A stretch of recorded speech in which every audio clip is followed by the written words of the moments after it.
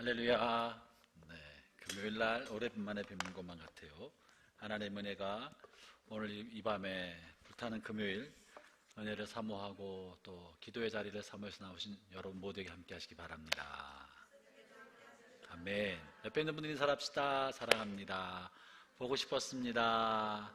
늘 봐도 좋습니다. 안 좋은 것처럼 한 표정을 지고 계신 분도 계셔요. 네. 우리가 누군가로부터 사랑받는다는 거, 그것만으로도 삶의 존재 의미가 있습니다. 그죠? 나를 사랑해 준 사람이 단 한 사람만이라도 이 땅에 있다면, 죽고 싶었던 사람이 죽음의 결심을 멈추고 다시 살아갈 수 있는 소망을 갖게 됩니다.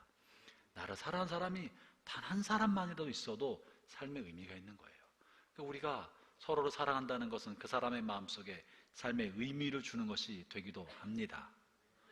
내가 사랑받고 있다는 것을 의식하는 순간 절망의 자리에서부터 일어날 수 있는 힘이 생기는 것입니다. 아울러 내가 누군가를 정말로 사랑하고 있다면 내가 사랑하는 것만으로도 내 삶의 의미와 목적도 생기는 겁니다. 내가 누군가를 사랑하기 때문에 내 삶의 의미가 있는 거예요. 내가 사랑할 수 있는 사람이 아무도 없다면 뭐하러 살아? 오늘 고은지 자매가 절절히 가슴으로 와 닿고 마음에 느끼고 있어요. 이유가 있는 거예요, 다. 내가 사랑하는 사람이 한 사람이 있고 내가 사랑할 수 있다면 그것만으로도 삶의 의미가 생깁니다.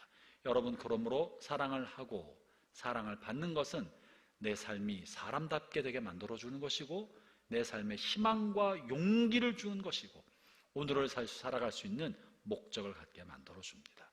여러분, 먼저 부부끼리 더 많이 사랑하기를 바랍니다. 부모와 자녀, 형제 사이에 사랑이 깊어지기를 바랍니다.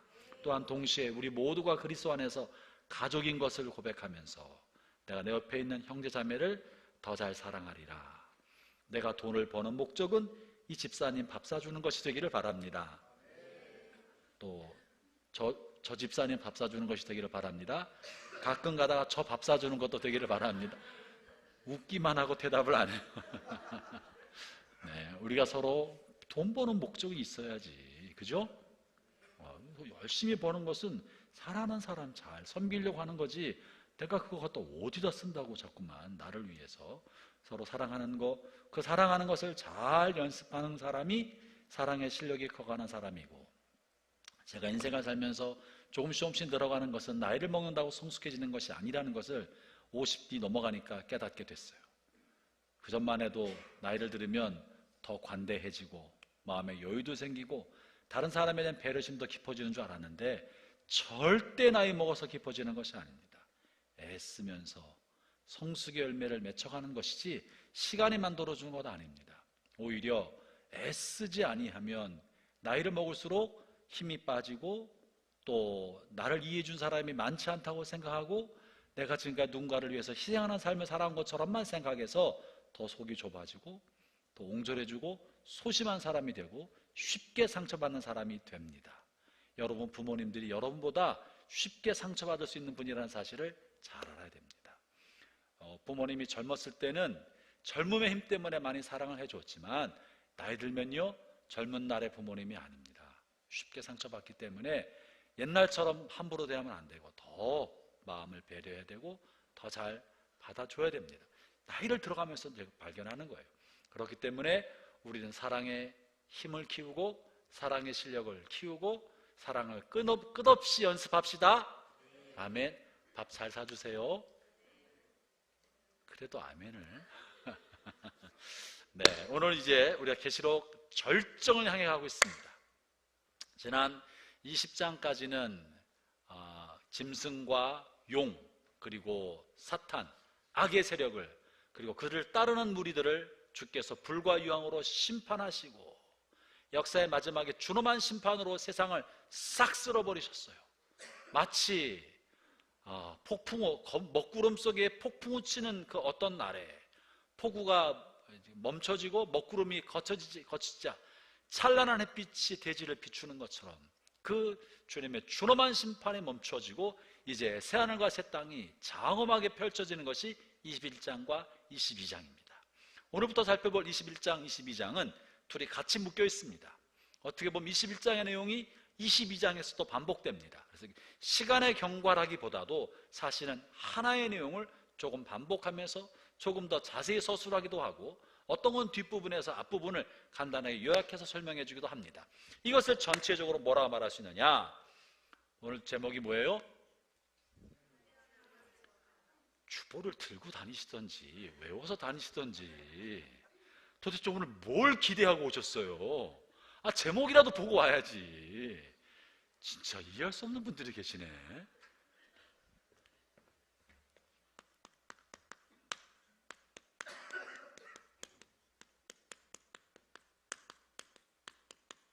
새하늘과 새 땅, 이것이 21장과 22장의 주제입니다. 다 끝났어요. 이제 2장만 하면 계시록이 다 끝나는데 같은 내용을 다양하게 다루고 있기 때문에 짧게 다 끝낼 수도 있고 하나하나 살펴보면 한 서너 주, 넉 주 정도 걸리면서 살펴볼 수 있을 것 같습니다.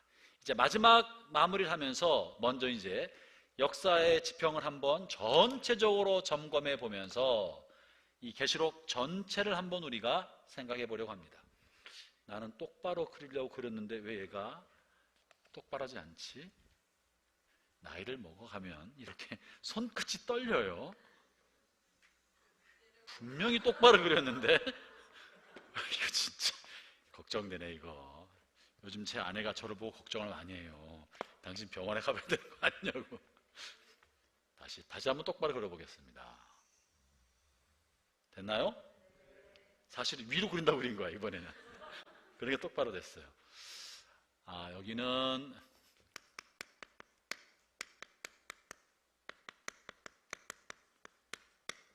우리가 역사를 3차원에 살기 때문에 시간이 직선으로 흐른다고 생각합니다만 영혼 속에 들어갈 때 시간은 우리가 갖고 있는 개념과는 전혀 다른 개념 속에 들어갑니다. 영원한 세계에 들어가면 시간은 직선으로 흐르지 않을 것이라고 생각합니다. 이것은 다른 3차원이 아니라 다차원의 공간 속에 들어가기 때문에 여기서 끝없이 시간이 진행되는 것이 아니라 전혀 새로운 차원의 영원이라는 차원에 들어가서 우리가 있는 유한한 세상과는 다를 것입니다. 그래서 표현할 때 이렇게 둥그렇게 표현했습니다. 여기는 시간이 직선으로 흘러가지 않고 어떻게 흘러갈지 모릅니다. 사실은 어찌 보면 여기에 영원이 있습니다. 또 하나님의 나라죠. 영원한 하나님의 나라에서 영원은 하늘에 존재하는 또 다른 세계가 아니라 우리가 살고 있는 3차원을 품고 있는 더 높은 차원의 어떤 세계인 거예요. 그래서 시간이 이쪽에서는 시간이 직선으로 흐르지만 영원은 시간이라는 개념을 품고 있기 때문에 이 영원이라는 세계에서는 아무 때나 아무 시간으로나 침투해 들어갈 수 있습니다. 예수님께서 하나님의 나라가 가까웠다, 하나님의 나라가 임하였다 했을 때 이 하나님의 나라, 완성된 하나님의 나라는 역사 끝에 있는데 어떻게 중간에 하나님 나라가 임하셨을까? 이것은 하나님의 나라는 이 시간 위에 계시는 영원한 세상이기 때문에 여기 있는 세상이나 여기 있는 세상이나 같고 여기서 언제든지 동시간대에 침투해 들어올 수 있는 거죠. 이해하시겠습니까? 그래서 예수님은 하나님의 나라를 가지고 오신 분인데 여기에서 완성된 하나님의 나라 속에 계신 분이라 아무 때나 시간을 넘어서 침투해 올 수 있으신 겁니다. 자, 이렇게 그래서 이미 하나님의 나라 완성된 새하늘과 새 땅은 역사의 저편에 지평 바깥에 아니면 이 시간의 끝에 앞으로 미래에 올 세상이 아니라 현존하고 있다는 얘기를 제가 드리기 위해서 이 얘기를 한 겁니다. 현존하고 있다. 영원. 새하늘과 새 땅은 미래에 만들어질 것만은 아니라 미래 세상이지만 동시에 영원이라는 현존하는 주님의 나라가 존재하고 있고 그 속에서 하나님과 하나님의 나라와 하나님 나라에 속한 이들이 현존하고 살고 있습니다. 내가 물어볼게요. 지금 이 종말론 하려다가 또 갑자기 어려운 이야기 시작했네. 예수님이 십자가 달려 돌아가실 때 예수님 한쪽에 한편에 있었던 사람이 우편인지 좌편인지는 알 수 없으나 한 강도가 있었습니다. 그렇죠? 그 사람이 오른편에 있었나요? 우편 강도예요? 좌편 강도예요? 우리 그저 우편이라고 말하죠. 근데 우편인지 좌편인지는 몰라요. 한쪽 편이 있는 거예요. 근데 오른쪽이 좋다고 생각하니까 우편이라 그러는 것 같아요. 그 강도에게 주님이 뭐라 말씀하셨냐면, 주님 나라 들어가실 때 저를 기억해 주십시오. 주님이 뭐라고 하셨죠? 네가 오늘 나와 함께 낙원에 있을 것이다. 그럼 제가 여러분에게 물어봅니다. 그 강도는 지금 어디 있습니까? 낙원에 있습니까? 천국에 들어간 거네요? 그렇죠? 그러면 그 강도는 나중에 부활하겠습니까? 부활하지 않겠습니까? 부활해요. 천국에 가 있는데 부활하고. 새하늘과 새 땅에 들어갔습니까? 갈 겁니까? 이거 어떻게 된 건지 좀. 들어간 건가? 안 간 건가? 부활할 건가? 안 부활할 건가? 좀 곤란해지기 시작했어요. 분명히 천국에 낙원에 들어갔는데, 그때 어제니까 벌써 2000년 지났으니까 벌써 2000살이 되셨을 것 같은데, 또 새하늘과 새 땅에 가야 할 날도 있고 부활의 날도 남았으니 이게 도대체 몇 번 어떻게 됐는지 좀 혼란스럽기도 합니다. 그런데 이렇게 우리가 3차원의 직선적 시간관에서 보아서 그렇지, 높은 차원의 시간의식을 가지고 있으면 마치 이거랑 똑같아요. 이게 평면이란 말이죠.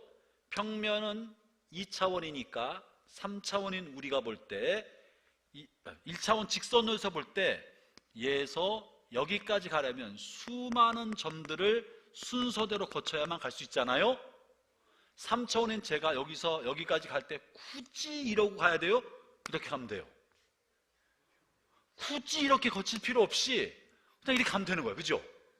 이게 다른 차원에서의 존재인 거예요. 2차원이나 1차원에 사는 존재는 이곳까지 가려면 이 과정을 다 거치지 않고서는 이렇게 점프할 수가 없어요. 평면이라는 2차원이기 때문에. 우린 3차원이니까 평면이라는 다차원을 뛰어넘어서 차원을 건너뛰어서 갈 수 있는 것처럼, 하나님은 3차원이 아니라 다차원이기 때문에 시간이라는 차원을 뚫고 언제든지 들어갈 수 있는 것이고, 이것을 우리는 동시간에 이 모든 것을 보는 것처럼 하나님도 우리의 시간의 통역사를 한꺼번에 보실 수 있는 거예요. 하나님에게는 1000년이 하루 같고 하루가 1000년 같다는 이 말은 1000년을 카운트할 때 하루가 아니라 1000년이나 하루는 하나님에게는 똑같은 거, 의미가 없다는 거죠. 시간 바깥에 계시기 때문에 시간 안에 언제든지 어느 때나 동시적으로 다 볼 수 있는 거예요. 그것이 시간과 영혼의 개념입니다. 우리의 시간 개념과는 다른 거죠. 예수님 옆에 있었던 한 사람이 오늘 네가 나와 함께 낙원에 있을 것이다. 우리가 볼 때는 이 사람은 많은 시간을 지난 다음에 부활할 것이지만, 주님의 눈에 볼 때 이 사람을 당장 데리고 천국에 가도 상관이 없는 거예요. 그러나 이 사람에게는 지금 죽었다가 2000년 있다가 부활을 해도, 천국에서 볼 때는 2000년 후에 부활하지만 천국에서는 바로 부활한 것처럼 볼 수 있다 없다? 있는 거예요. 그죠? 시간 바깥에 계시니까 이 사람이 2000년 후에 부활의 날에. 그런데 영혼에서 볼 때는 오늘이야, 그 사람이. 왜냐하면 시간이 의미가 없이 점프해 갈 수 있으니까 오늘 부활하는 거예요. 그래서 오늘 돌아가신 분이 한참 후 예수님이 재림하실 때 부활해도 천국에서 볼 때 지금 바로 천국에 올라간 거로 볼 수 있습니다. 그래서 우리가 부활의 날이 되었을 때 어쩌면 천국에 순차적으로 가지 않고, 주님 보시기에는 이때 간 사람, 이때 간 사람, 이때 간 사람 다 다를 때 수천 년 역사 속에 천국의 침투에 들어가지만, 이 영혼에서 볼 때는 동시에 다 한꺼번에 올라온 거예요. 언제? 부활의 날에. 부활의 날에 동시에 다 한꺼번에 하나님 앞에 올라가는 것으로 볼 수 있습니다. 그래서 우리의 시간과 주님의 시간은 개념이 다르다. 자, 이렇게 하면, 이렇게 일단 시간에 관련해서 말씀드리고요. 그래서 천국에 한 사람씩 들어가는 게 아니다. 천국에 한 사람씩 어떤 사람은 그럼 벌써 수천 년 산 사람이 있고, 그렇지 않고 주님 앞에 동시에 수도 없이 많은 사람이 동시에 일어나서 하나님 앞에 나가게 될 것이다 라는 거죠. 이제 시간은 어떻게, 이 역사 시간 동안에 이 영혼 속에 어떻게 들어가나, 예수님께서 십자가 달려 부활하신 다음에 교회의 시대가 시작됐습니다. 우리가 계시록 한 거를 정리하는 거예요. 교회의 시대입니다. 교회 시대 동안에 어느 순간에 짐승이 출현해서 용이, 바다에서 나온 용에 의해서 짐승이 출현하고 적그리스도가 일어나서 예수 믿는 사람들을 박해하는 날이 온다고 그랬습니다. 이 시간이 얼마나 갈지 모르지만 많은 시간 동안에 교회 시대의 교회 믿음의 성도들에게 말로 할 수 없는 박해가 이 땅 안에서 벌어질 것입니다. 많은 사람이 죽을 것이고 고통을 받을 것이고, 이 적그리스도는 기적을 행하면서 사람들을 자기로 끌어모으고 적그리스도의 방법을 따르지 않는 사람들에게 경제적인 불이익을 주어서 사람들로 하여금 적그리스도를 따르게 만들 것입니다. 이것은 종말이 갈수록 사람들에게 의사결정권에 치명적으로 관여하는 요소는 경제일 것이다 라는 것을 말해줍니다. 그래서 오늘날 지금 시점에서의 적그리스도는 분명히 자본주의의 메커니즘이 적그리스도 가능성이 높다. 왜냐하면 우리가 다 돈 문제로 모든 의사가 결정되기 때문에 이 자본주의 메커니즘, 돈이 돈을 벌게 만들고 더 많은 부를 끊임없이 축적하고 싶은 이 생각은 이 적그리스도로부터, 짐승으로부터 와서 매매에 관련된 역할을 하게 할 것이라고 제가 이미 짐승을 얘기하면서 말씀을 드린 바가 있습니다. 그래서 이 자본주의적인 메커니즘, 돈이 돈을 낳고 돈이 돈을 벌며 끝없이 물질을 축적하고 싶어하는 이 우상, 돈의 우상을 거스려서 반대 정신으로 나누고 베풀고 섬김의 삶을 살아가는 사람들은 세상으로 볼 때는 바보처럼 취급당하고 박해를 받고 어리석은 사람처럼 취급당할 가능성이 많습니다. 그러나 그것이 돈에 이끌리는 세상으로부터 저항하는 믿음의 표식인 것이에요. 이 박해가 있을 거라고요. 이 박해 어느 시점에 주님께서 재림이 이루어지고 예수님의 재림과 함께 1000년 동안 지상에서 통치한다 그랬죠? 이게 뭐라고요? 오늘 처음 오신 분, 이게 뭐라고요? 이게 천년왕국이라 그랬어요. 이게 천년왕국. 천년왕국은 지상에서 이루어지는 예수님의 나라. 천년왕국 동안에, 이건 천국이 아닙니다. 천년왕국 동안에 여기 사는 사람들이 죽을 수 있다 없다? 처음 들어본 사람 것처럼 앉아있네. 천년왕국 동안에 생로병사가 있다 없다? 있다. 이 안에서 생로병사가 있어서 100살에 죽으면 이야 젊은 사람이 죽었다 이런 말을 한다고 이사야서에 써있다 그랬잖아요. 그죠? 100살에 죽으면 와, 이 젊은 사람이 죽었네 이렇게 할 만큼 이 속에서는 오래 살고 큰 병이 없고 대단히 평화로운 예수님의 실질적인 통치가 있는 천년왕국이 이루어지지만 이것은 천국이 아니다. 천년왕국 동안에 예수님과 누가 통치한다고요?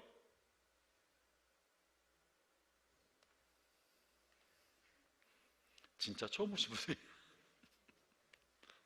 다 잊었어요. 그죠? 그렇기 때문에 같은 설교를 반복해서 해도 목사들 게으르게 만드는 거예요. 성도들이 자꾸만 잊어먹는 거는. 전 제 아내 앞에서 게으르지 못해요. 도대체 어떻게 기억력이 좋은지 10년 전, 20년 전에 한 설교도 다 기억하고 그거 당신 전에 했던 설교고 그때 했었던 예화를 왜 또 쓰냐고. 그래서 언제 한 건데 10년 전에 한 거를 그래 지금 기억하고 그 예화를 또 했다 그러면 굉장히 괴로워요. 그런데 자꾸 잊어먹으면 저는 이제 감사하죠. 공부하지 않고 작년 설교 온 거 펼쳐놓으면 앞으로 내가 은퇴할 때까지 설교 준비하지 않아도 제 방에 원고 이만큼 쌓여있어요. 그거 순서대로 하기만 해도 돼. 저를 게으르게 만들지 마세요. 알았죠? 최원지 집사님? 네, 고맙습니다. 천년왕국 동안에는 생로병사가 있습니다. 이때에는 예수님과 복음을 위해 살아갔던 하나님의 사람들과 충성된 증인들이, 믿음의 성도들이 10골, 5골, 1골 통치권을 받아서 주님과 함께 통치자로서 삶을 살아간다. 이게 성경적 가르침인 거예요. 이것은 천국이 이루어지는 것이 아니라 지상에 이루어지는 그리스도의 나라, 다윗의 자손이 다스리는 실질적인 통치, 다윗의 자손인 그리스도가 다윗의 자손으로서 평화의 나라를 만들고 통치하는 이 땅이 존재할 것이다. 이때 1000년 동안 마귀는 무저갱의 마귀가 갇혀 있습니다. 강력한 악을 행사하지 못합니다. 이 1000년 왕국 동안에는 신자랑 불신자가 있다 없다? 불신자가 같이 삽니다. 믿음의 사람이랑 믿지 않는 사람이 함께 사는데 그 중에 하나님의 백성과 신실한 삶을 살았던 충성된 증인들이 통치자가 되어서 이 땅을 다스리면서 섬김의 지도력, 주께서 창세 때 인간을 지으면서 말씀하셨던 다스려라, 지배하는 것이 아니라 섬김으로, 하나님이 사랑하셔서 세상을 통치하는 것처럼 사랑과 섬김으로 통치력을 행하는 것을 연습하고 훈련하도록 그런 시간을 갖는다고 하였습니다. 그것이 천년왕국의 시간인 거예요. 그래서 우리는 이런 올바른 리더십을 배우는 것은 굉장히 중요하고, 이 리더십의 핵심 요체는 섬기는 겁니다. 섬김의 리더십을 배우도록 하나님이 천년왕국 동안에 우리에게 다스리는 역할을 하게 해주실 거라고요. 이때 불신자가 통치 아래 있을 것이고요, 믿음의 성도 중에서 믿음이 연약한 사람들이 이 기간을 지나면서 통치 가운데 있을 것이고 평화로운 나라가 이루어질 것입니다. 그런데 1000년이 지나면 무저갱의 문이 열리면서 마귀가 여기서 스멀스멀 기어나와서 불신자들과 악한 사람들을 모아서 이때 아마겟돈 전쟁이 벌어지게 될 것이고, 이때 큰 전쟁을 일으키게 될 것입니다. 이게 아마겟돈 전쟁이, 마귀를 따르는 사람들 다 모아서 자기의 마지막이 얼마 남지 않은 것을 알고 악의 세력을 직결해서 그리스도와 그리스도의 왕국을 대적하고 큰 전쟁을 일으킵니다. 천년왕국 끝에 마귀가 일시적으로 노연할 때, 그럴 때 하나님께서 마지막 때 이들을 심판하시는 것입니다. 불로 심판하고 이 땅을 소멸시키고 마귀와 용과 짐승과 그를 따르는 모든 사람을 불못에 던지시는 최후의 심판이 이때 있는 거예요. 이것이 이렇게 진행되는 거예요. 예수님은 이때 재림하십니다. 그리고 이 마지막 심판이 끝나고 영원한 나라로, 그때는 이제 그 영원한 나라가 21장부터 펼쳐지는 것이고, 마지막 심판이 20장에서 벌어진 내용입니다. 그때는 불못에 들어간다, 영생이 있을 것이라는 이야기가 20장에 실려 있습니다. 전체 그림 이해되십니까? 자, 여기에서 제가 천년왕국을 이야기하면서 저는 이 천년왕국, 이것이 성경적 천년왕국이라고 저는 생각하는 사람인데, 다수의 개혁주의 입장에 계신 신학자들은 천년왕국은 예수님의 부활로 더불어 시작됐다, 이때부터 천년왕국이 시작됐다고 믿는 신학자와 목회자들이 많습니다. 이때부터 왜냐하면 예수님이 천국이 가까웠다, 너희가 이미 천국이 임하였다라고 말씀하셨기 때문에 예수님의 오심과 죽으심과 부활하심으로 천년왕국이 시작되었고, 예수님의 왕적 통치는 믿는 성도들의 심령 안에서 이루어지고 있다 하는 것이 이 천년왕국, 이걸 소위 무천년인설이라고 말합니다. 천년은 상징이고 일정한 기간이 아니라 현세 속에 이루어진다, 무천년이다. 천년이라는 개념은 상징이다라고 말하는 거예요. 그리고 예수님의 통치는 실질적인 통치가 아니라 영적 통치, 우리의 영혼 안에 이루어지는 영적 통치다. 그런데 이거를 제가 아무리 생각해봐도 이게 성경적 개념과 일치하지 않는다고 여기기 때문에 저는 이거를 전천년설이라고 말합니다. 전이란 말은 천년이 전에 있다는 말이 아니라 예수님의 재림이 천년왕국 전에 일어난다, 이 말이, 이게 전천년설입니다.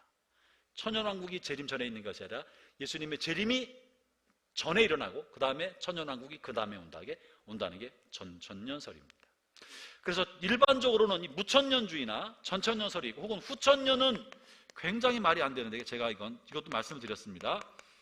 기억하시는 분 계신지 모르겠습니다. 후천년은 역사가 진행되면서 사람이 이 땅에 유토피아를 만들어서 역사가 흘러가면서 이후에 어느 날 완성된 평화로운 유토피아가 만들어져서 이 땅에 천년왕국이 이루어진다. 이게 후천년이에요. 그래서 이거는 안 맞는다 생각을 하고 있고, 많이 그래도 따르는 게 무천년이라는 거죠. 그래서 혹시라도 여러분이 다른 분의 설교를 들으면서 지금 이 주님이 통치와 다스림이 있는 세상이다라는 말을 들으면, 그분은 무천년 왕국을 따르는 분이구나, 지금이 이제 하나님의 통치가 있는 세상이라고 말씀하시는구나. 그러다가 어느 순간 예수님의 재림이 일어나면 이거 없이 바로 완성된 세계로 간다고 보시는 겁니다. 자, 큰 그림 이해하시겠죠? 자, 이제 오늘부터 오늘 새하늘과 새 땅 말씀을 드리겠습니다. 1절 읽어주시죠. 같이 우리 맞춰 읽읍시다. 시작. 그후 나는 새하늘과 새 땅을 보았습니다. 전에 있던 하늘과 땅은 사라지고 바다도 없어졌습니다. 새하늘과 새 땅을 보았습니다. 이 새하늘과 새 땅은 처음 나온 말은 아닙니다. 이 새하늘과 새 땅이란 말을 한자로 써놓으면 신천지가 돼요. 신천지는 여기서 온 거예요.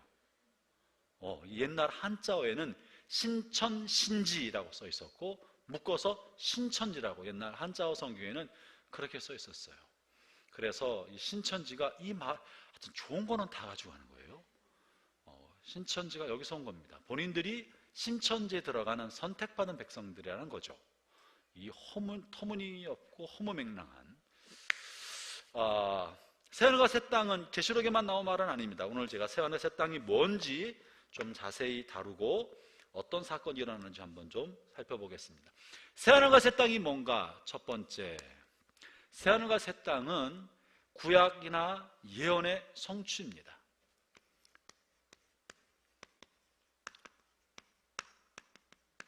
예언의 성취인데요, 이사야서 65장을 한번 봅시다. 65장 17절인가? 맞아야 되는데,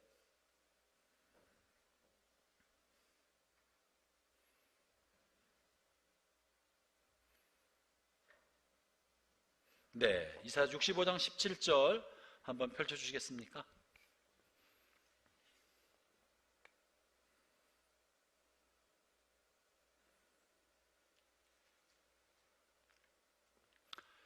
네, 한참 읽어볼까요? 시작. 보아라, 내가 새하늘과 새 땅을 창조할 것이다. 옛날 일은 더 이상 생각하지 않을 것이다. 옛날 건 사라지고 새하늘과 새 땅을 창조할 것이다. 구약의 이사야가 예언한 내용입니다. 이사야 66장 22절을 봅시다.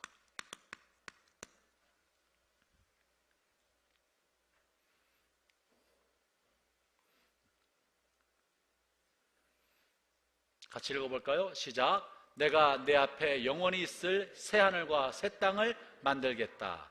이와 같이 언제나 나와 함께 있을 것이다. 여호와의 말이다. 나의 이름과 너의 자손이 영원토록 나와 함께 있을 새하늘과 새 땅을 만들겠다.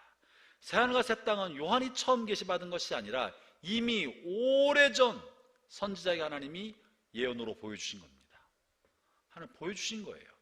그리고 베드로도 계시로 말미암아 새하늘과 새 땅을 보게 되었습니다. 베드로 후서에도 실려 있는데요, 새하늘과 새 땅이 어떻게 이루어지나? 베드로 후서 3장 10절을 한번 보겠습니다. 10절과 13절인데요 볼까요?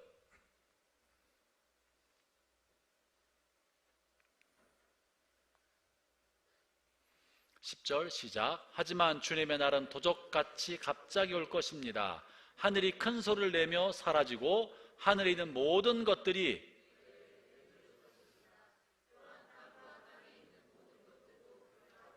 13절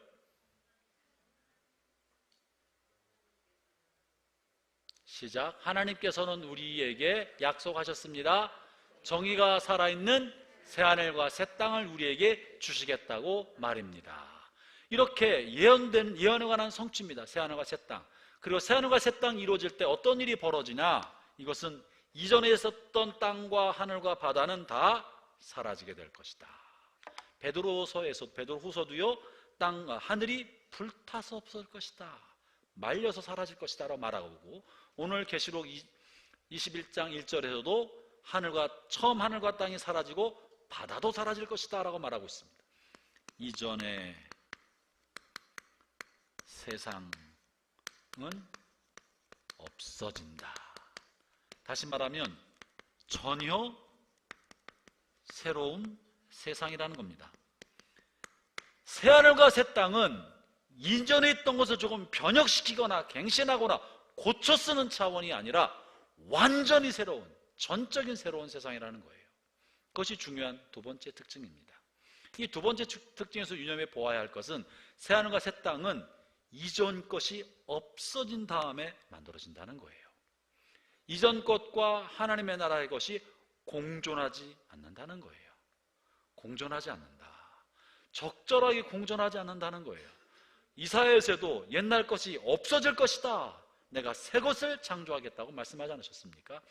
이것은 이 시작은 언제부터 시작되었느냐면 사실은 예수님의 부활로부터 시작되었고, 예수님의 부활하심을 믿는 우리로부터 이루어지고 있는 거예요. 그것이 고린도후서 5장 17절 말씀이죠. 어떤 건지 기억하십니까? 고린도후서 5장 17절, 암송하십니다. 시작. 보라, 이전 것은 지나갔으니 보라, 뭐가 됐다? 새 것이 됐다. 거기서도 똑같이 뭐라고 말하고 있냐면 이전 것은 지나갔으니 보라, 새 것이 되었도다. 새로운 피조물이 되었다는 거예요. 여러분, 여기에서 우리가 영적으로 건강한 삶을 살고 주께서 원하시는 삶을 살아가는 비결이 뭡니까? 이전 것은 지나갔고 새로운 삶을 끊임없이 추구하는 삶을 살아야 합니다. 공존할 수 없다는 거예요. 공존하려고 하니까 갈등이 생기고 죄성이 우리를 지배하기 시작하는 거예요. 공존하려고 하면 옛 것이 기승을 부리는 거예요. 옛 것을 대적하고 새 것을 끊임없이 덧입힐 때만 옛사람, 죄성이 사라지게 됩니다. 형제자매 여러분, 여러분 안에 갈등하는 게 있습니까? 여러분 안에 갈등의 뿌리가 옛 성품, 옛 습관, 옛 자아가 그 뿌리에 있다면 타협할 것이 아니라 갱신해 쓸 수 있는 것이 아니기 때문에 버려야 된다는 거예요. 고쳐 쓸 수 있는 것이 아니기 때문에 버려야 된다는 거예요. 온전히 하나님으로부터 온 새롭게 된 새 자아, 새 피조물, 새 영으로만 살아가기를 원하시는 것이 하나님의 마음입니다. 그러나 아직 이 완성된 새하늘과 새 땅에 들어가지 않았기 때문에 우리에게는 새로운 성품과 옛자아가 공존하고 있지만 옛자아는 완전히 소멸의 방향으로 가야 하고 새로운 피조물을 전적으로 지배하도록 가야 하는 것이 우리가 걸어갈 방향이라는 사실을 잊지 맙시다. 여러분 안에 새로운 성품, 성령으로 말미암아 그리스도를 닮아가는 그 성품이 지배하도록, 옛 성품을 끊임없이 부인하도록 해야 할 것이, 그것이 이전 세상은 없어진다는 것이고 전혀 새로운 것이 생긴다는 것입니다. 세 번째 새하늘과 새 땅, 그리고 이 주의 중요한 의미 중에 하나는요, 이원론이 아니라는 거예요. 오랫동안 이원론이 기독교를 지배하고 있었습니다. 이원론은 뭡니까? 뭐는 거룩하고 뭐는 더럽다? 알 것도 같고 모를 것도 같고, 영은 같이 있고 육은 더러운 것이다. 살리는 것은 영이니 육은 무익하다.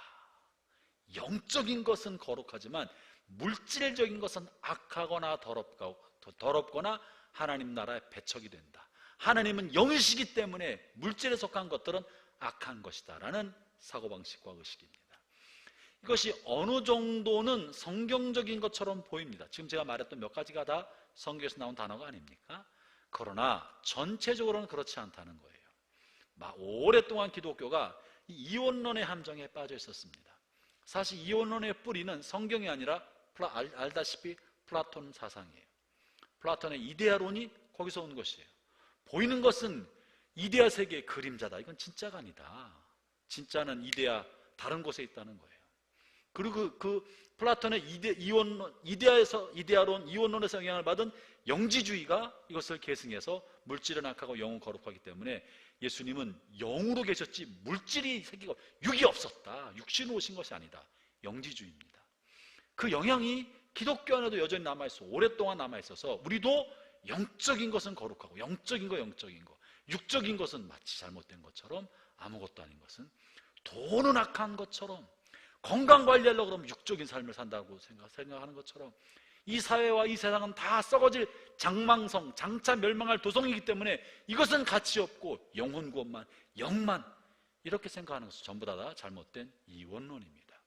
이것은 건강한 신학에서 나온 것이 아니고 치우친 이원론에서 온 것이고 우리가 극복해서 나가야 할 거예요.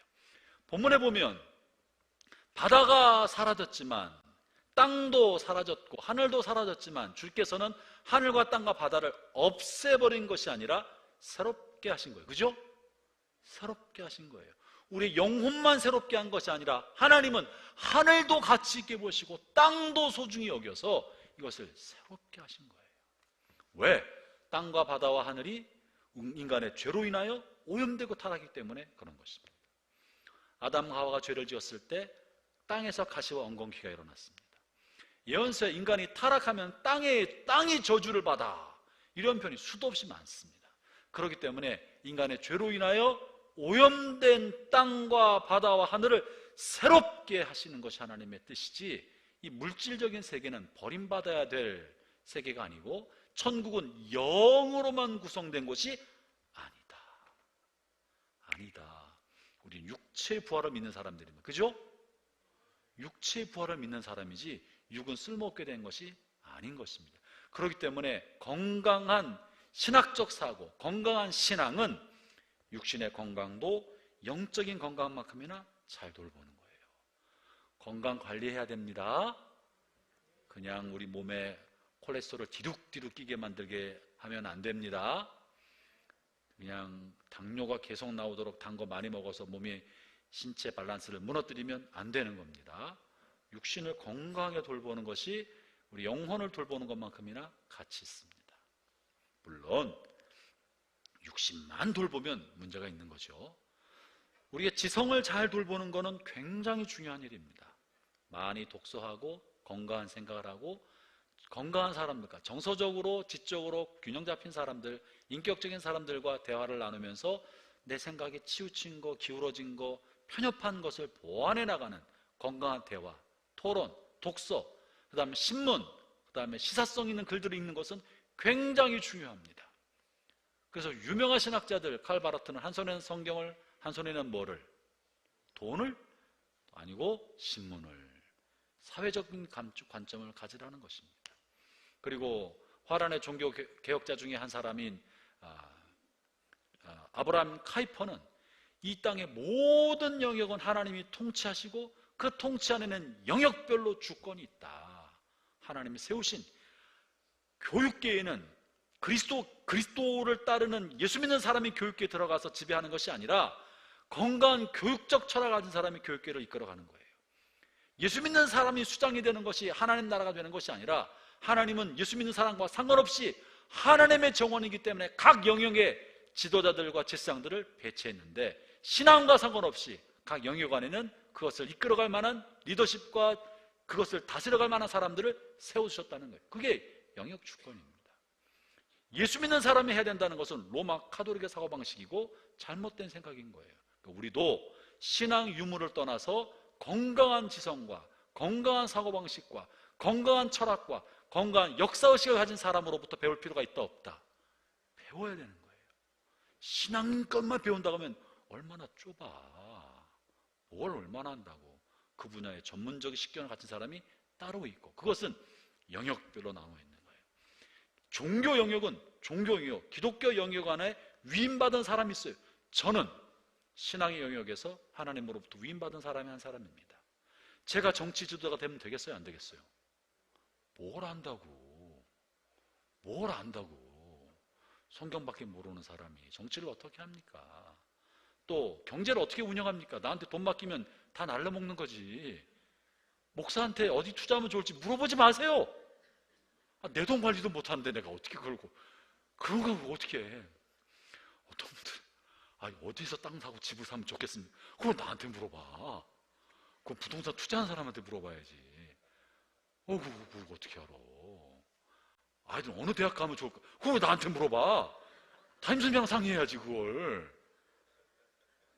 변수석 집사님 그래요 안 그래요? 그죠? 그런 거 나한테 물어보지 말라고. 성경 들고 물어봐. 이거 창세기부터 계시록까지 이거 들고 물어보면 내가 잘 설명해 줄 수 있는데, 아니 우리 애가 성적이 이런데 어느 대학 가면 좋겠습니까? 그런 거 나한테 물어보지 마시고, 돈 남는데 어디에 투자해야 될지 이런 거는 물어보지 마시고, 돈 남으면 헌금이나 하시지 물어보지 마시고. 이것은 영역별로 영역 주권이 있다. 각 영역에 하나님 맡겨준 사람이 있다는 거예요. 그렇기 때문에 전반적인 모든 영역이 가치고 의미 있다. 각 영역에 책임 맡은 사람들 하나님이 세워두신 것입니다. 이 사람이 천국 가느냐 안 가느냐 여부와 상관없이 하나님 그 시대에 그 영역을 누군가에게 하나님 맡겨서 그 영역을 이끌어가도록 하신다는 거예요. 이 세상 백성을 천국 백성과 천국 백성 아닌 것으로만 나눌 수 없다는 거예요. 그죠? 여러분 부모님 중에 예수 안 믿는 사람은 그러면 안 보고 살 거야? 예수 안 믿어도 엄마잖아. 은주 집사님 그래 안 그래요? 예수 안 믿어도 아빠야. 예수 안 믿는다고 모르는 사람처럼 우리 아빠 아닌 것처럼 문제가 심각한 거지. 우리 현실 세계에서 그러지 않는데 관념적 신앙 안에 사로잡혀서 세상을 둘로 나눠보는 것은 이 얼마나 말도 안 되고 스스로 모순 속에 빠져 있는 겁니까? 세상은 그렇지 않다. 하나님이 영역을 맡겨서 부모라는 사람에게 자녀를 돌보도록 맡긴 거예요. 예수 안 믿는 부모는 부모 노릇을 못하는 거 아닙니다. 그렇게 보면 안 된다. 새하늘과 새 땅을 새롭게, 하늘과 땅을 새롭게 하셨다는 것은 결코 신앙은 이원론이 아니다. 영과 물질로 세상은 나눠지는 게 아니고 하나님은 모든 것을 다스리시고 모든 것을 새롭게 하신다는 거예요. 그래서 우리가 이 환경운동은 굉장히 정당하고 타당한 겁니다. 하나님이 관심 있는 하늘과 땅과 바다를 더럽히지 않고 잘 보존하고 깨끗이 쓰는 것은 매우 타당합니다. 하나님이 아끼신다는 사실을 우리가 이해해야 된다는 겁니다. 네 번째, 새하늘과 새 땅은 또 무엇을 말하고 있나?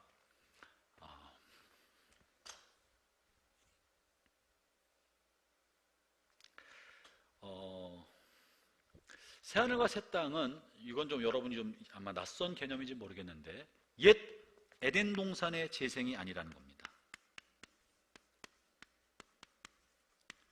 회복이 아니다.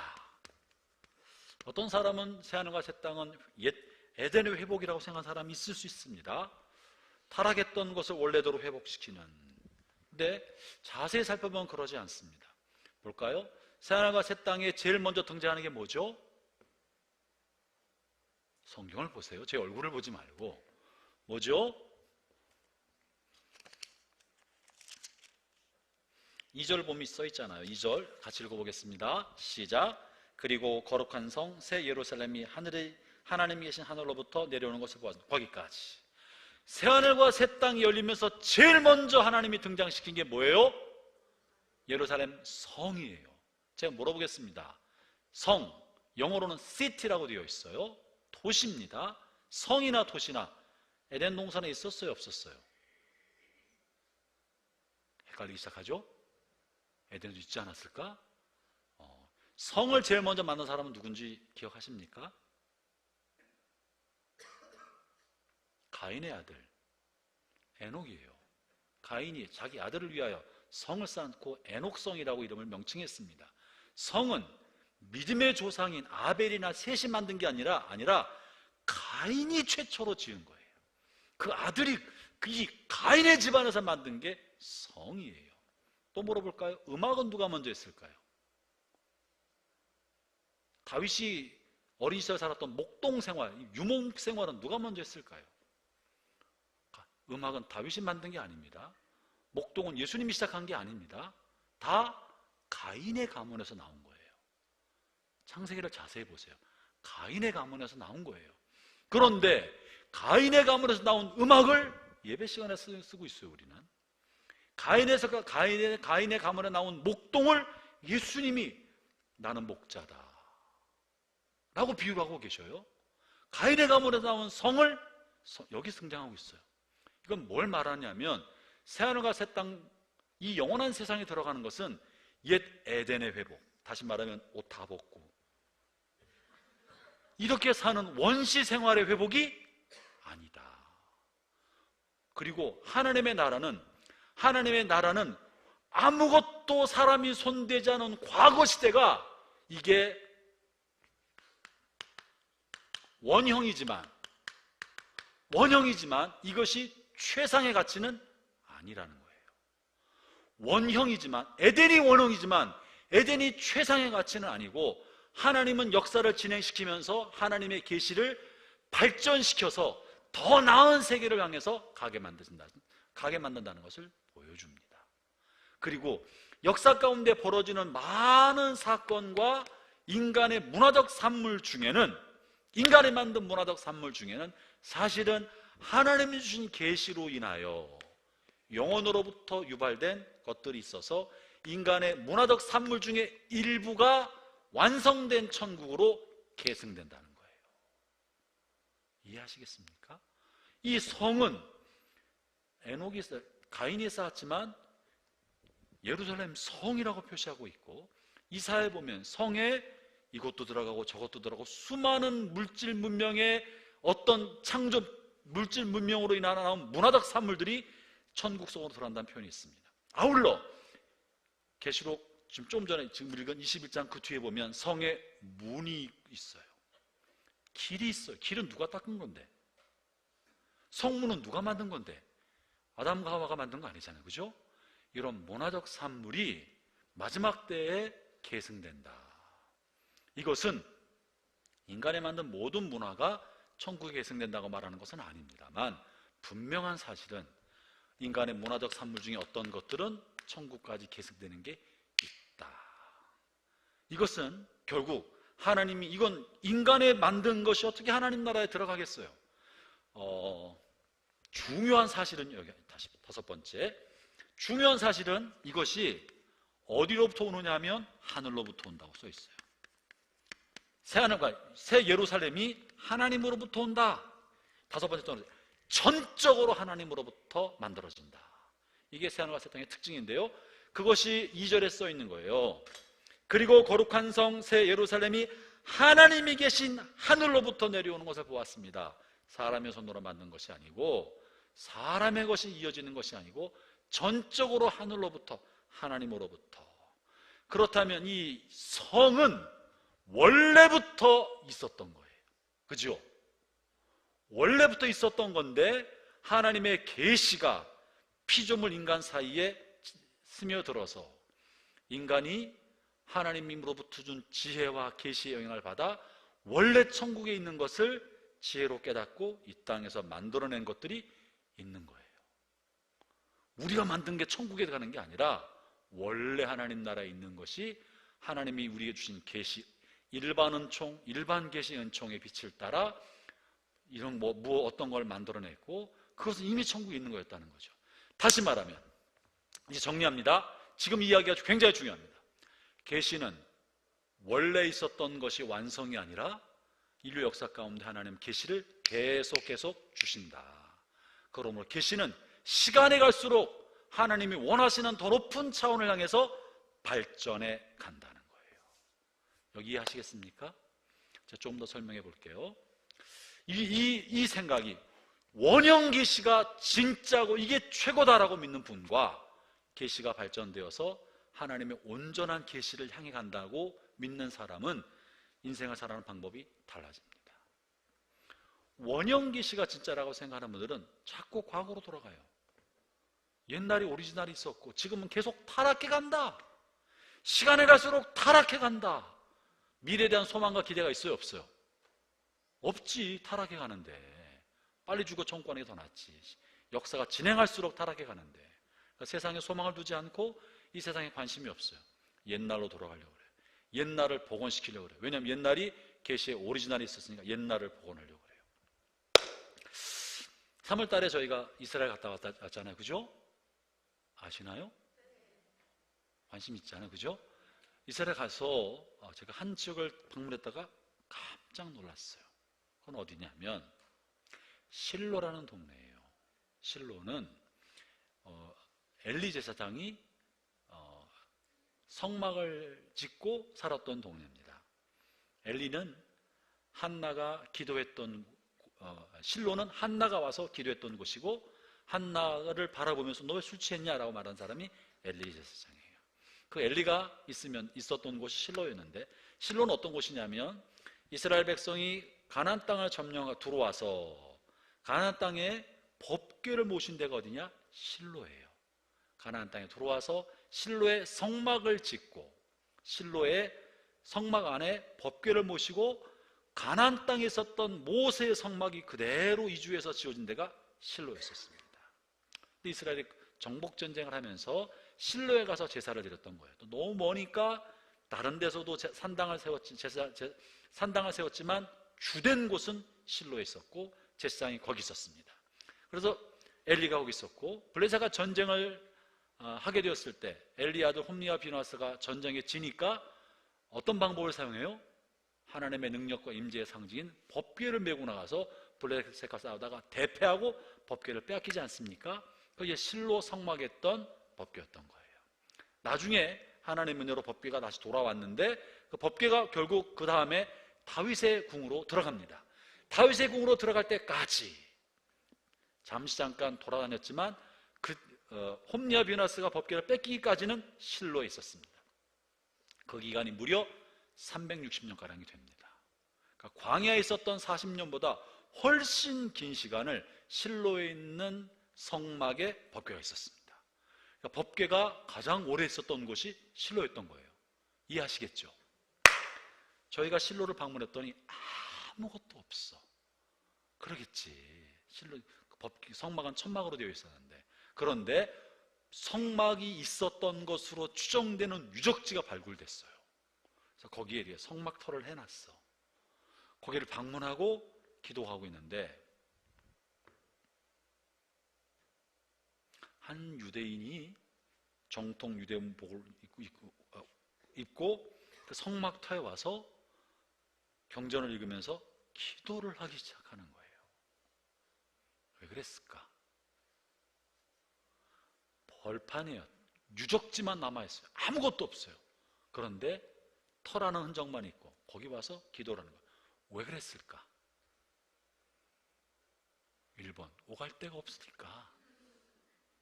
2번, 거기는 2000년 전, 2500년 전 하나님의 임재가 있었던 성막이 있었던 자리였으니까. 그래서 성막이 있던 그 자리에서 기도하면 하나님이 기도를 더 잘 들을 거라고 믿었으니까. 3번, 그런 거 좀 물어보지 마세요. 몇 번이에요? 2번이잖아요. 그런 거거든요. 그 자리에 하나님의 성막이 있었고 법궤가 있었기 때문에 여기서 기도하면 하나님이 더 잘 들으실 것이다. 일부 사람들은 그 성막을 복원시키려는 의도도 가지고 있습니다. 못 복원시키고 있죠.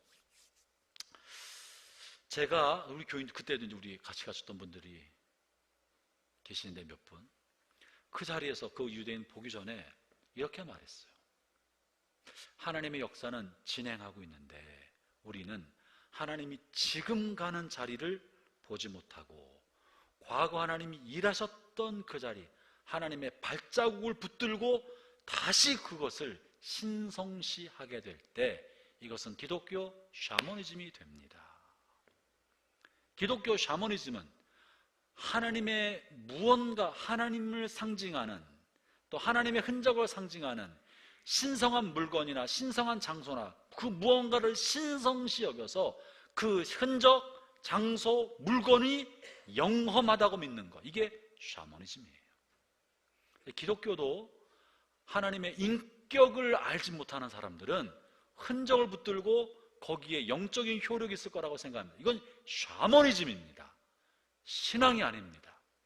어떤 사람은 그렇게 말하더라고요. 그 실로에 방문해서 실로에서 한나가 기도해서 응답받은 자리, 거룩한 자리니 이곳은 기도가 쌓인 자리니까 여기서 기도하면 응답받을 거다. 한나가 잉태의 축복을 받은 자리니까 임신하지 못한 사람들은 실로 가서 기도하면 응답받을 거다. 이건 다 완전 샤머니즘이에요.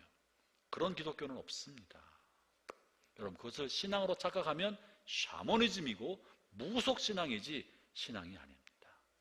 하나님은 실로를 복원시키기를 원하지 않으셨어요. 다시는 성막 이야기를 언급한 적이 없습니다. 그래요, 안 그래요? 다윗이 장막을 치고 기가 막힌 예배를 드리시고 하나님의 다윗을 가장 흡족히 여기셨지만, 다윗의 장막을 지금 다윗이 어떻게 장막을 지었는지 그것을 복원시킨다는 건 아무 의미가 없는 일이에요. 지금 솔로몬이 1000번 예를 드리고 솔로몬의 성전에서 하나님 앞에 기도할 때 하나님이 성전을 향해서 기도하면 내가 들어주겠다, 성전에 와서 기도하면 들어주겠다, 그렇게 역대상하에 약속하셨지만 지금 솔로몬의 성전을 복원시켜 만들어 놓으면 하나님 그 안에 계실까? 그렇지 않습니다. 하나님은 이미 성전을 헐라 내가 다시 짓겠다 하면서 육신 예수님 그분이 성전이심을 말씀하셨고, 오늘날은 성전이 없습니다. 여러분, 새 예루살렘에 지금 본 2절에는 새 예루살렘 안에 성전이 있을까요, 없을까요?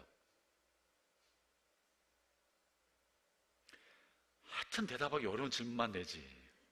성전이 있을 거다,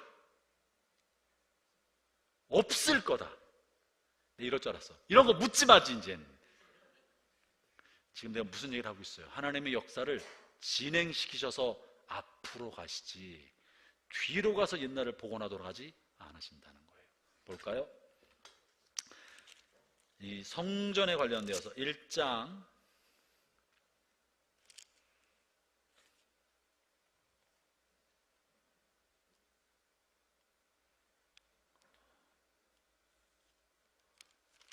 쉬운 성경으로 눈이 잘 안 돌아요. 1장 20절, 21장 20절, 21장 22절입니다.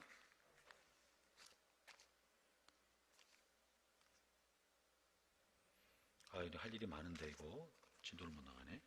21장 22절 함께 읽겠습니다. 시작. 나는 성 안에서 성전을 볼 수 없었습니다. 그 이유는 전능하신 주 하나님과 어린 양이 바로 성전이시기 때문입니다. 새 예루살렘 성, 그토록 사모했던 예루살렘 성이 만들어지고 하늘로부터 내려왔지만 그 속에 있어야 할 성전은 없었다는 거예요. 왜? 주님이 성전이시기 때문에. 성전은 그리스도가 진짜 성전이고 그것에 관한 예표로 시대에 따라서 성막이, 성전이, 산당이, 제단이 여러 가지 모양으로 달려왔지만 진짜 본체는 그리스도이신 거예요. 계시는 점점 완성을 향해 가고 있는 것이지 과거에 위대하게 쓰임받았던 성막을 붙들고 있으면 안 되는 거고, 하나님의 임재의 상징으로 썼던 법궤를 들고 전쟁터에 나간다고 해서 하나님 법궤를 따라 쫄쫄 따라다니는 분이 아닌 거예요. 법궤가 영험한 게 아닌 거예요. 성전 자체가 영험한 게 아닙니다. 미안하지만 성전에서 기도하면 기도 더 잘 들어준다는 건 샤머니즘입니다. 어디나 주님이 계시는데 그래도 이왕이면 성전에서 기도하면 좋지. 이왕이면 분위기가 나잖아. 그래요, 안 그래요? 분위기가 나서 그런 거지 영험해서 그런 거 아니다. 영험해서 그런 거 아니에요. 어떤 기도 많이 하는 집사님이 앉아있는 자리, 기도 많이 하는 목사님이 앉아있는 자리, 무릎이 꿇어가서 막 움푹 파진 자리, 그 자리에서 기도하면 기도 응답이 돼? 그런 거 아니다. 이거 무슨 무당푸닥거리도 아니고 샤머님처럼 만들면 안 된다. 하나님은 인격적인 분. 예를 들면 우리 딸이 한번 아주 큰 걸 나한테 요구한 적 있어요. 아빠 나 이제 고등학교 졸업했으니까 스마트폰 하나 사줘. 약속했기 때문에 비싼 거 하나 사줬어. 근데 그때 내 방에 들어와서 요런 자세로 문을 열고 들어와서 그렇게 말했다고 해. 그럼 다음에 또 나한테 뭔가 큰 거 달라고 할 때 꼭 내 방에 들어와서 말해야만 들어주나요? 그런 거 아니잖아요. 길 가다 말해도 타당하면 들어주는 거지. 밥 먹다가 말해도 타당하면 들어주는 거지. 꼭 내 방에서 말하면 들어주는 거 아니잖아요. 하나님을 이렇게 비인격적으로 만드는 건 샤머니즘. 하나님 인격적인 분이시라는 걸 잊지 맙시다. 그래서 옛날 하나님이 한때 쓰셨던 것에 집착하면 안 된다. 하나님의 역사는 계속 흘러가고 있습니다. 하나님은 인격적인 분이시기 때문에 계속 시대에 맞게 하나님 새로운 방법으로 끊임없이 시대를 변화시키기를 원하시는 것이에요. 그래서 어떤 사람은 초대교회 모습을 복원하는 것이 가장 온전한 신앙이라고 생각하는 것도 어리석습니다. 초대교회 사람들의 삶의 방식과 오늘의 삶의 방식은 다른 거예요. 초대교회 교회 모습이 완성이 아니고 그 시대에 주어진 모습인 것이지, 초대교회 성경에 쓰여있는 사도행전 2장과 4장에 나와 있는 모습이 교회의 완성이라고 생각하는 것은 이런 유의 신앙인 거예요. 옛날 게 오리지널이고 갈수록 타락해 간다는 이런 생각에서 온 것이지 그렇지 않습니다. 하나님은 초대교회 때는 초대교회를 사용하셨고 중세는 중세교회를 사용하셨고 지금은 지금 시대의 교회에 이 시대에 맞는 새로운 그림을 그려가고 계신다는 거예요. 그렇기 때문에 지금은 성령에 민감하게 주님이 지금 뭘 원하시는지를 지금 기도해야 되지 옛날 고문서를 뒤져내는 것은 어리석다. 하나님 인격적인 분이시기 때문에 이해하시겠습니까? 여러분 은혜 받기를 원하시고 하나님과 동행하는 삶을 살려면 과거를 더듬을 것이 아니라 지금 생생한 영적 감수성을 가지고 주님과 생생하게 교제해야 합니다. 제발 20년 전 코스타 때 은혜 받은 얘기 이제 그만하라고. 한때 은혜 받은 얘기 그만하고 지금 내가 어떤가? 지금이 중요한 거예요. 옛날에 헌신한 얘기 그만하고 지금 나는 하나님 앞에 생생한 헌신의 삶을 살고 있나? 지금이 중요한 거예요. 목사들도 그래요. 옛날에 내가 이렇게 목회할 때 성공했습니다. 그건 옛날 그때 그 시절 그 교회에 맞는 거지 지금 여기 우리 교회는 안 맞는 거예요. 한때 했던 방법을 계속 써먹는 거 그거는 성경적이 아닌 거예요. 그거는 게으른 거예요. 우리는 우리 지금 여기에 맞는 길을 찾아가야 한다는 거. 자, 옛 에덴의 회복이 아니다. 하나님은 새롭게 다시 만들고 계시다는 거. 그게 새하늘과 새 땅에서 보여주는 다섯 번째 중요한 내용이었습니다. 자, 3절 이제 보겠습니다. 이제 2절 하고 있는데 어떡하지? 8절까지 가야 되는데.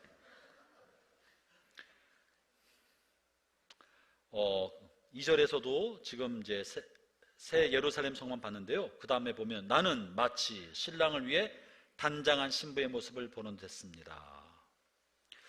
여러분 성경 있으면 줄을 좀 쳐주세요. 오늘 2절까지만 하고 하자. 안 되겠다. 나는 마치 신랑을 위해 단장한 신부의 모습을 보는 듯했습니다. 저는 본문을 설교 준비를 해서 본문을 읽고 또 읽고 묵상하면서 2절에서 가슴이 확 막혔어요. 여러분 이 예루살렘 성의 모습, 예루살렘 성은 교회를 상징하는 겁니다. 그죠? 이미 호세아서에서도 내가 너에게 장가를 들어 너와 영원히 살겠다. 하나님 우리를 아내로 여기고 계시고, 그죠? 아내로. 이사야서에서도 우리를 아내로 여기는 이야기가 나오고, 아가서도 그렇고, 또 에베소서에서도 아내와 남편의 이야기를 하면서 바울은 내가 교회와 그리스도에 대해 말한다 하면서 교회와 그리스도의 관계를 신랑과 신부로 묘사한 바가 있습니다. 그리고 계시록에서도 어린 양의 혼인잔치라고 말하면서 그리스도인을 어린 양 대신 예수님께 중매하는 과정으로 묘사하고 있습니다. 그러므로 성도는 주님 만날 때 거룩한 신부로 준비되었다가 주님을 만나게 하려는 것이 성경을 쓴 사람들의 의도입니다. 성령께서 하신 일도 그겁니다. 성령도 우리를 거룩하게 준비시켜서 마침내 그리스도가 재림하실 때 그리스도와 혼인하는 신부로, 이 신부는 진짜 부부로 살라는 것이 아니라 신부와 신랑처럼 친밀한 관계 아래 들어가게 하려는 것이 주님의 뜻이라는 거예요. 그리고 신부로 굳이 의도한 이유는 뭐겠습니까? 거룩함과 순결한 삶을 상징하려고 신부라고 묘사하는 거예요. 여기에서 신부가 혼인날을 위하여 단장한 것처럼 신랑을 위해, 그러면 사랑하는 형제자매 여러분, 우리가 한평생 사는 동안에 우리 인생의 고울을 어디로 잡아야 되겠습니까? 마지막 날 새 예루살렘이 하늘에서 내려올 때 그 예루살렘, 다시 말하면 교회 공동체 성도를 상징하는 건데, 그걸 보니까 신랑을 위하여 신부를 단장한 것 같은 모습이었다. 저와 여러분이 주님 만날 때 주님은 우리가 어떤 사람이 되기를 원한다는 거예요. 신랑을 맞기 위하여, 결혼식 날을 위하여 준비하고 화장하고 단장한 신부처럼. 여기 자매님들 계시죠? 결혼한 분들에게 물어보겠습니다. 여러분 인생에 제일 예쁘게 화장했을 때가 언제였어요? 안 해봐서 모르겠어요? 아직 그 날이 오지 않았나요? 관 속에서 한번? 우리가 최고로 예쁘게 할 때가 언제냐고요? 결혼식 아니에요, 그죠? 결혼식 날 모르겠어. 그 화장이 정말 성공했는지는 모르겠지만 일단 제일 많은 돈은 들였잖아요. 객관적으로 어떤지는 모르겠지만 제일 많은 돈을 들였잖아요. 정성껏 했잖아요. 대충 하셨나요? 아니잖아요. 그럼 우리가 우리 인생을 무엇을 위해 준비해야 되나요? 본문은 그런 얘기를 하는 거예요. 신부가 신랑을 위해 단장하는 것처럼 우리가 마지막 날 주님 맞을 때 나 자신을 최고로 단장해서 주님 맞도록 그날을 위해 사는 거예요. 이번 주 내일 장서연 자매가 결혼합니다. 저기 테크노마트인가?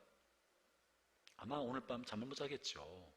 내일 아침 이른 시간부터 하루 종일 머리 만지고 화장하겠죠.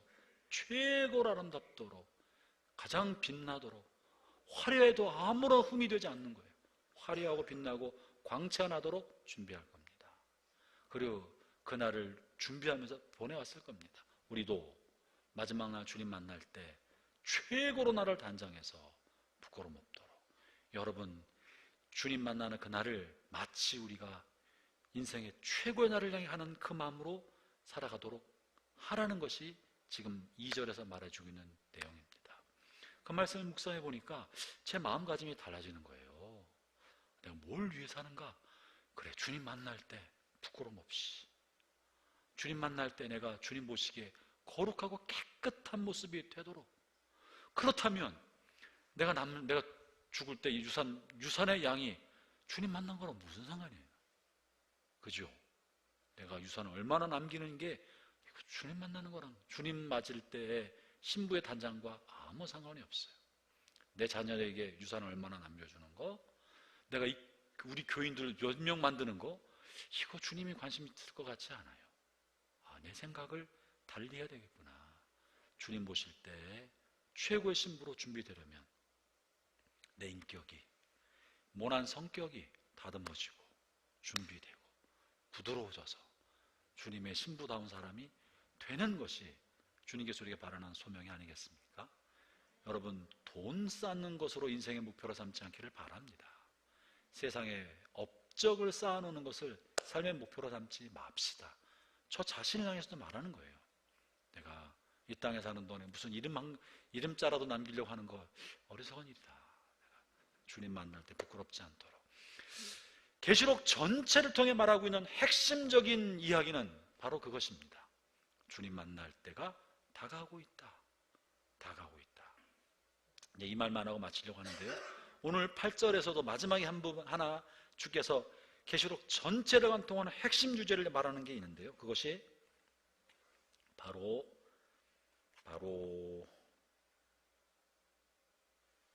7절입니다.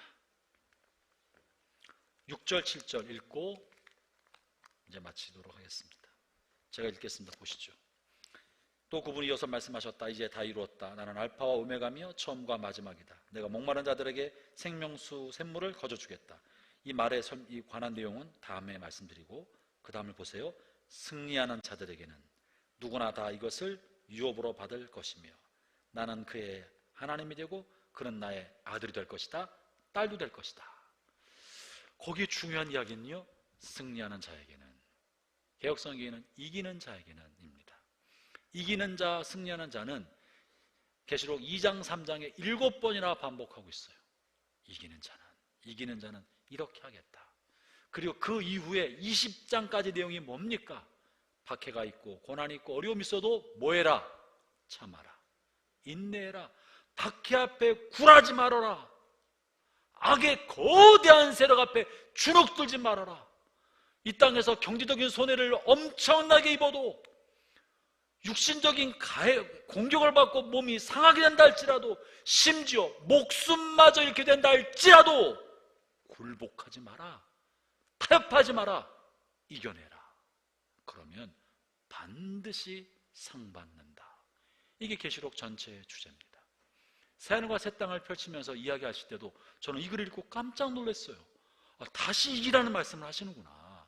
새하늘과 새 땅을 보여주고 새 예루살렘을 보여주실 때도 고난받는 사람들, 이 땅에 살아가는 사람들이 주님께서 마침내 우리가 신부처럼 단장하고 거룩하고 진실하고 깨끗하게 살고 죄악의 유혹과 세상의 알량한 유혹과 편안하고 아니라는 삶의 유혹으로부터 맞서서 이겨내고 승리하도록 격려하고 계시는 것입니다. 여러분, 오늘날 우리가 이 투쟁하는 삶, 이겨내는 삶을 살지 못하게 하는 게 뭡니까? 그것은 바로 안일한 삶이에요. 평안한 삶이에요. 고난을 피하고 싶은 삶이에요. 이 모든 것은 현대인들이 추구하는 내용이에요. 그러나 고난을 피하려 하고 안일하고 편안한 삶을 살려 하면 반드시 타협하게 되어 있습니다. 타협 없이 어떻게 편안한 삶을 살 수 있겠습니까? 결국은 안일한 삶을 살려 하기 때문에, 편안한 삶을 살려 하기 때문에, 고난 없고 고통 없는 삶을 살려 하기 때문에 타협하게 마련인 거예요. 그래서 성경은 이겨내라, 이기는 삶을 살라고 말하고 있습니다. 형제자매 여러분, 저나 여러분이 계시록을 지난 오랜 시간 살펴보았어요. 앞으로 한 두어 주 더 보겠지만 계시록의 핵심 주제, 주님은 우리가 타협하지 않고 심지어 목숨을 잃을지라도 진리를 향하여 불꽃 같은 마음으로 살기를 원하십니다.